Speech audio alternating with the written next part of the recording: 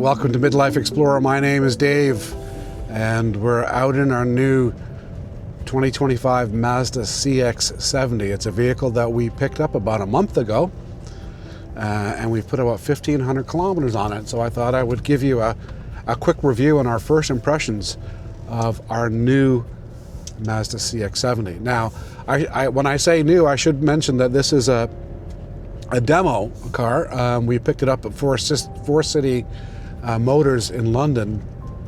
So it was a demo car that they had for almost a full year. So it's actually a year old.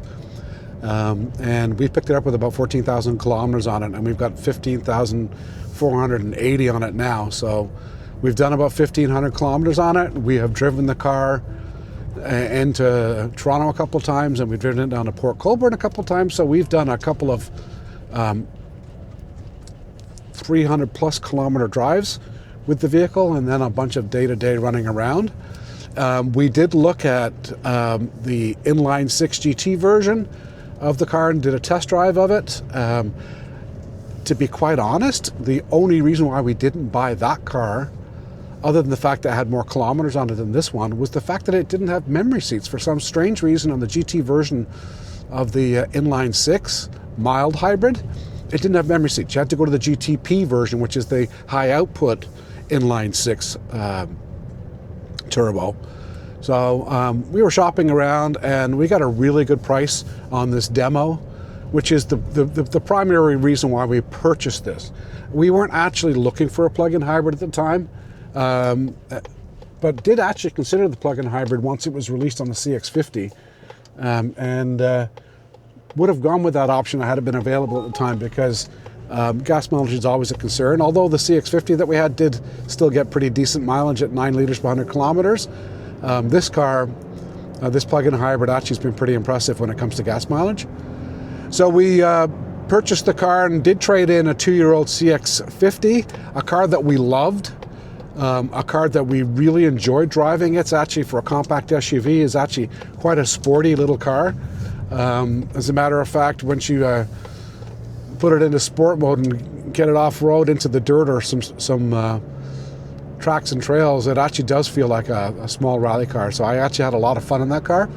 But we drove it to PEI a couple of times and did some trips where we were hauling some stuff around. And because we went from the Kia Sedona minivan into the CX50, we ran into a couple of scenarios where we ran out of space. And I mentioned to my wife, had the CX70 been available when we bought the CX50, I would have looked at this car first, just because of the extra space in it. Had, you know, the kind of space that you would normally get in a minivan, because it is built off of a 3-row SUV.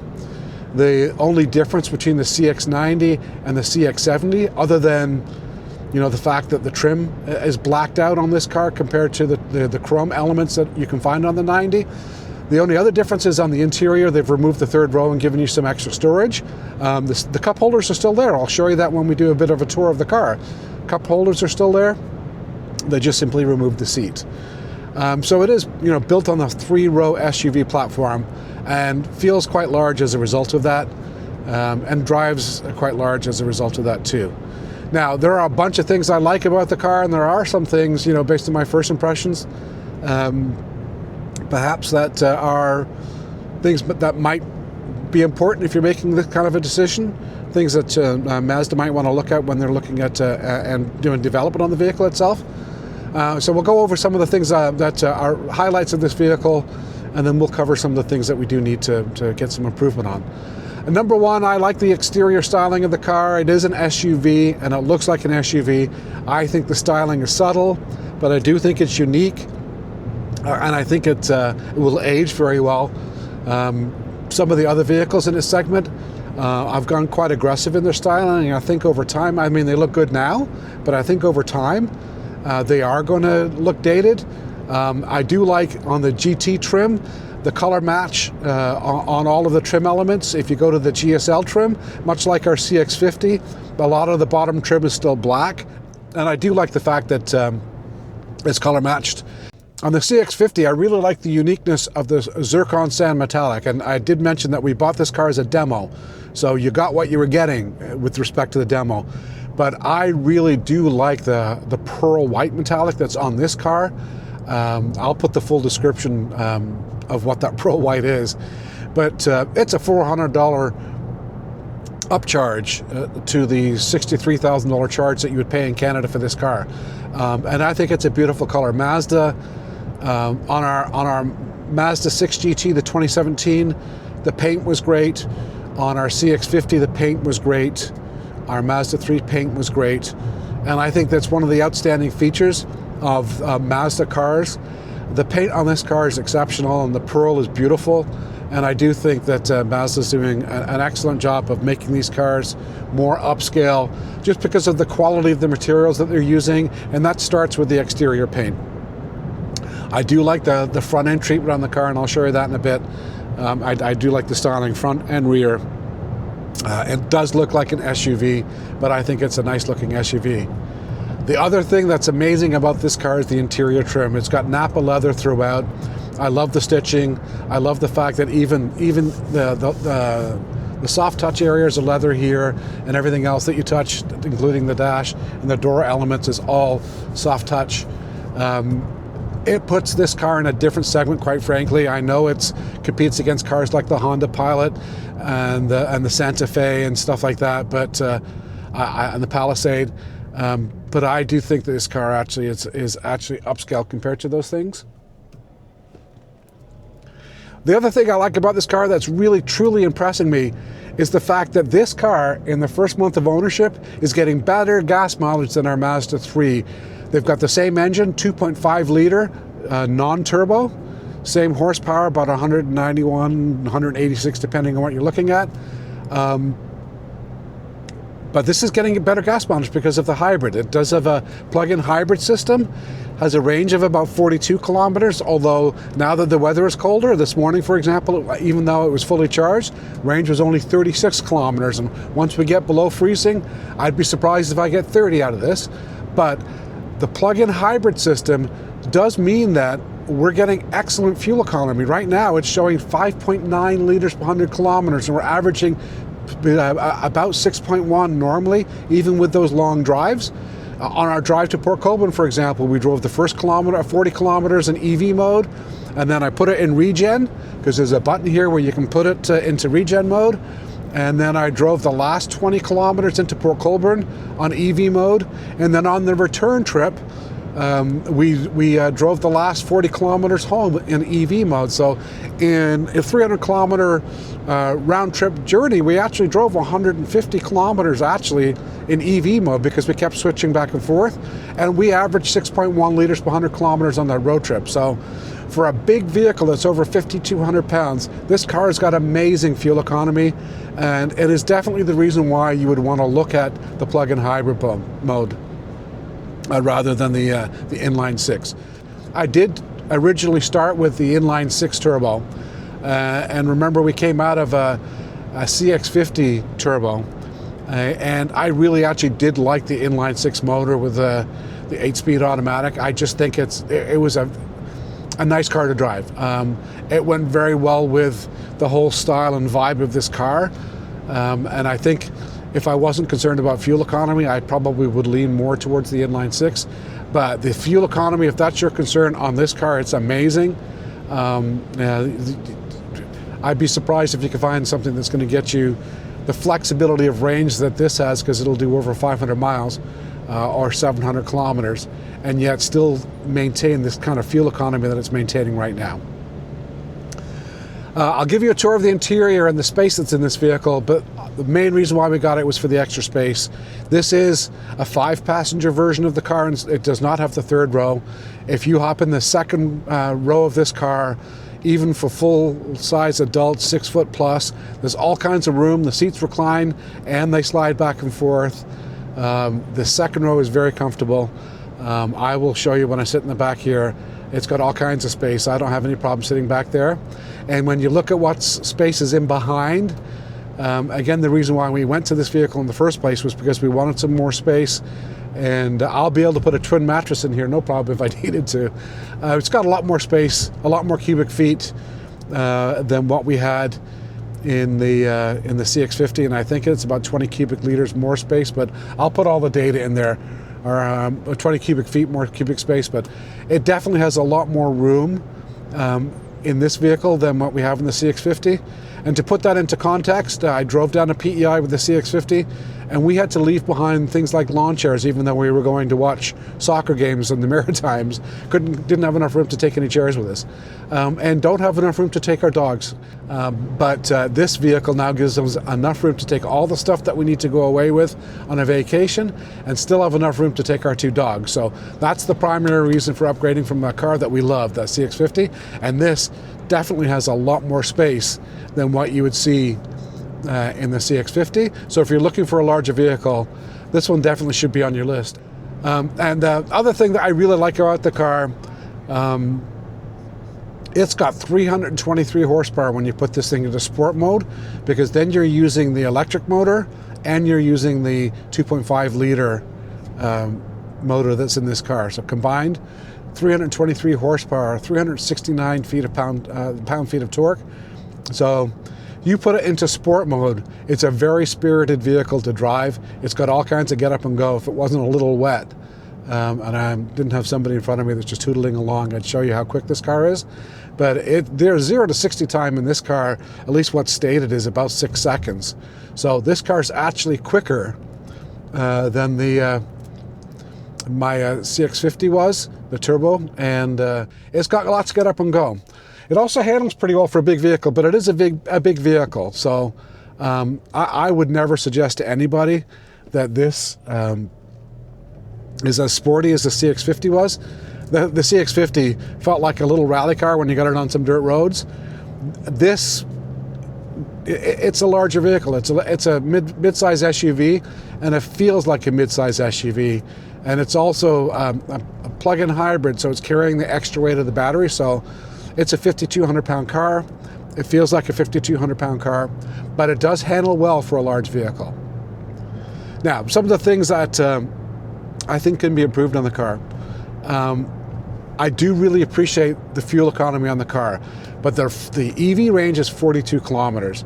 That gets me into Woodstock and back, but it doesn't get me to Cambridge and back. And you know, we do a lot of drives to Cambridge and back, a lot of drives to London and back. So for me, ideally, I'd like to be able to get all the way into town and back to the places that we go and do our larger shopping. And those typically are about 70 or 100 kilometers. So I think that if this EV range could be 100 kilometers, this would be an instant hit. Now, I understand the logic. It's for people like myself that are worried primarily about range anxiety and are going to be driving it in gas-powered mode most of the time. And if you're doing highway mileage, it's probably okay anyway. It's going to do decently on the highway. But I actually don't mind it in EV mode. I mean, it doesn't have a lot of power. But it's really quiet, and actually I do like the fact that it's still using the 8-speed transmission. This car is designed differently than normal EVs.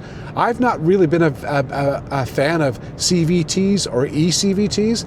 This one's still shifting gears even in EV mode, so it just feels like a very quiet car. You wouldn't know the difference other than the fact that you can hear a bit of engine noise when the motor kicks in. I do wish the range was a little higher.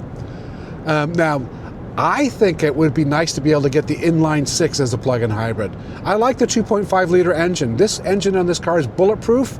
We've had it in multiple vehicles, especially in our Mazda 6 that we've just traded up, and it had 165,000 kilometers on it. We never had a problem with that car. Oil changes, brakes a couple of times, a set of tires, and a couple of belts. That's all we ever did on that car. It was bulletproof and reliable. So the 2.5 liter naturally aspirated engine from Mazda is a very reliable engine. So I get why they're using it. It's a good engine. But the inline 6 on this car is a nice motor, and I think if we had the inline 6 with the plug-in hybrid with a bit more range, you'd have a real winner. And I'd give up a little bit of extra gas mileage to get that inline 6 motor when I'm driving in gasoline mode, and then also to have the extra range of a larger battery. So things to consider, because I think that both of those would be helpful. Not to suggest that this car isn't fun. I haven't had a chance yet to put it into sport mode, but when you put this car into sport mode, this car actually is a blast to drive. Look, the dash is all just turned red and we're ready to go. Unfortunately, I've got a FedEx truck in front of me, but It's got all the passing power that you need. It holds the gears well. I do miss being able to shift into manual mode because I used to use that in my CX50. And although it's got paddle shifters, it doesn't really hold the gears. I've kind of used it a few times. It will eventually shift up or down for you if you leave it long enough. So I don't really think that the paddle shifters offer much point. But if you need to pass somebody,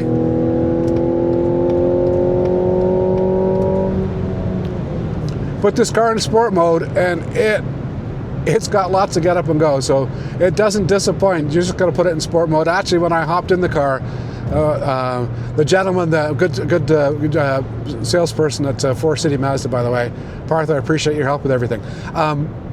I did notice the very first thing he did was he popped it into the sport mode, and that's how I did my test drive. And I did my whole test drive in sport mode. And it wasn't until I started driving the vehicle that I kind of got the sense that in EV mode or in normal mode, it's fine for driving, but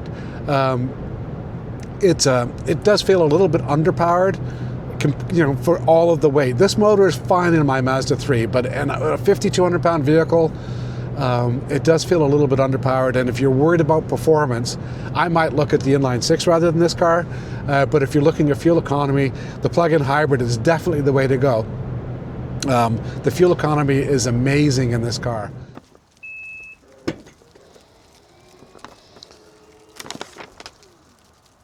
All right, so the main reason why we upgraded to the CX70 is because of the interior space. If you look at the interior here, even with the seats up, this has got about the same amount of space with the seats up that we had in our CX50 with the seats down.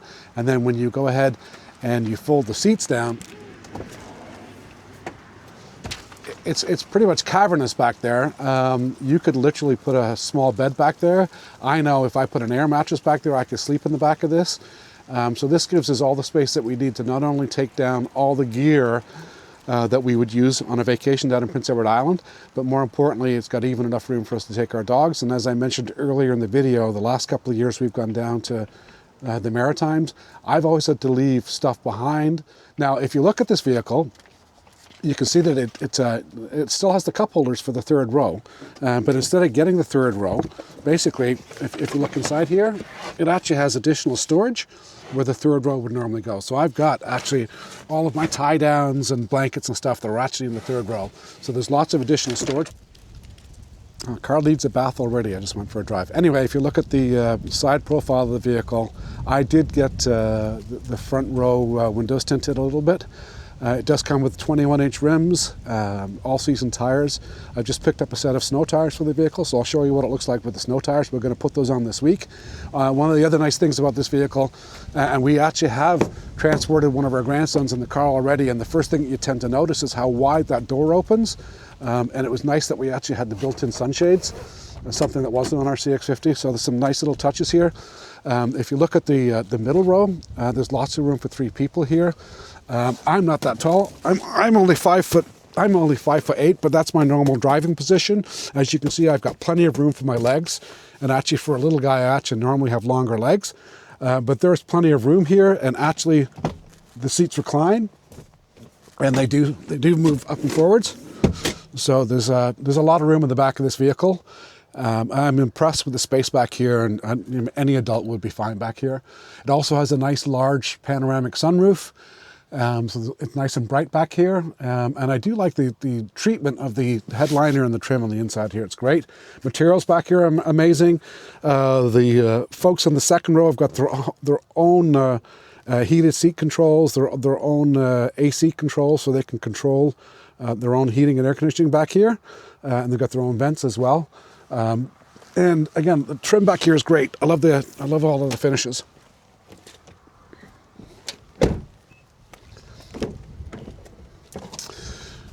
When you look at the front row, again, excellent material. The Napa leather is great. I love the perforated seats because they're ventilated, and even just the fact that they continue with this Mazda theme of having that same Mazda style. I love the stitching throughout, even on the main dash at the front. The stitching carries through, and actually, the interior of the plug-in hybrid GT is actually a little nicer than the inline 6 GT. You had to get to the GTP version to get an interior that was as nice as this. It's got all of the normal things that you would expect to see in a GT version of a Mazda, whether it's the adaptive cruise control, lane sensing, lane departure warning. It's got pedestrian warnings when you're backing up. It actually has a very good 360 camera, and the camera's great even if we're going to tow something. I do actually like the 360 camera on this car. It's got a good view of what you're doing, and I actually need this camera and I need the sensors on it because this is a large vehicle for me. I'm not used to driving a vehicle of this size, so I really do rely on the excellent 360 camera that's in this car. As far as other things are concerned, again, there's a whole list of premium things. I'll put the full detailed list down here, but heated seats, perforated seat, heated steering wheel. The steering wheel is adjustable for height, and also you can adjust it for depth as well, in and out. I do like the new dash. As you can see here, we are averaging 5.9 liters per 100 kilometers. It's got a 12.3-inch screen for the infotainment system. I'm used to the system. I have been using the scroll wheel for years, so for me, it's fine. It comes with standard nav, but like many people, I'm just as happy to go ahead and use navigation in the Apple CarPlay. The Apple CarPlay in this car is wireless and actually seems to be a lot more reliable than what you would have gotten in the older systems. But again, as you can see here, I'm just navigating through by using the scroll wheel down below. I do like the fact that we actually have this finish rather than the standard piano black that you would get in some of the other cars. In our Mazda 3, this looks already scratched up already. But I actually do like the finish, and I like the way it ties into the door panels. And the door panels are nicely finished as well. The screen is a great screen. I haven't figured out how to get all analog dials on this yet, but as you switch your drive modes, you'll notice that the screen actually changes color to match the drive mode. So at least when I put it into off-road mode, I get a tack, and when I put it into sport mode, it goes red. And it does have a number of different modes. I've got the towing package on this, but I don't really plan on using it for towing. We just use it for bike racks. But as you go ahead and change into your mode, and with the My Drive selector down here, it will go ahead and change the screen. Also, if you're driving and you're in normal mode, once you've exhausted the EV range, because you'll notice here I've only got 2 kilometers left of my EV range. If I put it back into normal, I can press this button here, and what it does is it goes ahead and puts the regen on for me. You can hear that it just started the motor, and now it's actually a regular hybrid. It's going to regenerate as we're driving. I've noticed that it takes almost about an hour to fully regenerate the battery, and then you can drive it for half an hour. So, and we use it all the time. It's something that we use regularly, which is the reason why we're actually getting good gas mileage on this car. Overall, the car is a very nice place to be. It's got a beautiful interior, all kinds of space. So as far as vehicles are concerned, this is a gorgeous car inside. There you go, a quick review on our Mazda CX70. As I mentioned earlier, we upgraded the vehicle from a CX50 to a CX70, primarily because we were looking for a little bit more storage, especially when we're traveling down east. And this vehicle now, even with the seats up in the back, has got lots of storage. And then when you fold down the second row, it's got as much space as we used to have in our Kia Sedona minivan, which is the vehicle that we were driving before we purchased the CX50. So we've got lots of space in the car. It's also a very comfortable vehicle to drive. I like the exterior styling and the quality of the pearl white paint on the car. And interior of this car is excellent. The GT trim on the plug-in hybrid actually is a little bit nicer than the GT trim, at least in Canada, on the inline 6. So overall, nice vehicle to drive, very comfortable on the highway, and I am really, really impressed with the fuel economy that we're receiving on this car. We're averaging about 6 liters per 100 kilometers in the first month. I'm hoping we're able to maintain that when the weather gets colder, but the fuel economy has been great. I do think it would be nice if with the EV mode, we got a little bit more range. It would be nice if we actually could get all the way into Cambridge and back, be able to drive for about an hour, for example, rather than the half hour we're currently getting. It would be nice to actually to drive a little bit further. I also think it would be a nice combination to put the inline 6 with the plug-in hybrid. I do like the EV mode on this car. But in normal mode, the 2.5 feels a little underpowered, and I think if you're not running in EV mode, it would be nice to have the inline six. You put it into sport though, the car's got all kinds of power, as much as the GTP version actually. It's got 323 horsepower. So 0 to 60 is about 6 seconds, so the car's quick when you put it in sport mode, but you don't normally drive around in sport mode, at least I don't. So it would be nice to have the inline six when you're running this car in gasoline mode. I don't mind giving up a little bit of fuel economy to get that little bit of extra power when you're running in gasoline mode. But as far as mid-size SUVs, if you're looking for space and looking for a vehicle with excellent materials, this is definitely something you need to look at, especially if you're shopping against the Honda Pilot or the Hyundai Santa Fe, you know, the Palisade, any of those vehicles. This car is definitely comparable to all of those, and I would definitely recommend you have a look at it. Now, I'm not an automotive journalist. This is a vehicle that we have recently just purchased. So if you would like to learn more about this vehicle or some of the other cars that we own and might provide reviews on, drop us a note, leave us a comment, and let us know what you'd like to learn about the vehicles. And if you've made it this far in the video, thank you for watching. Don't forget to like and subscribe. I'm not sure what we're up to this weekend, probably just going out for a hike, but I'm sure I'll be hopping into our Mazda 3 soon, so I'll provide you with a quick look at our Mazda 3 GT manual, because we've just recently picked up something that's sporty to drive. Anyway, thanks for watching. Don't forget to like and subscribe, and we'll see you soon in another video.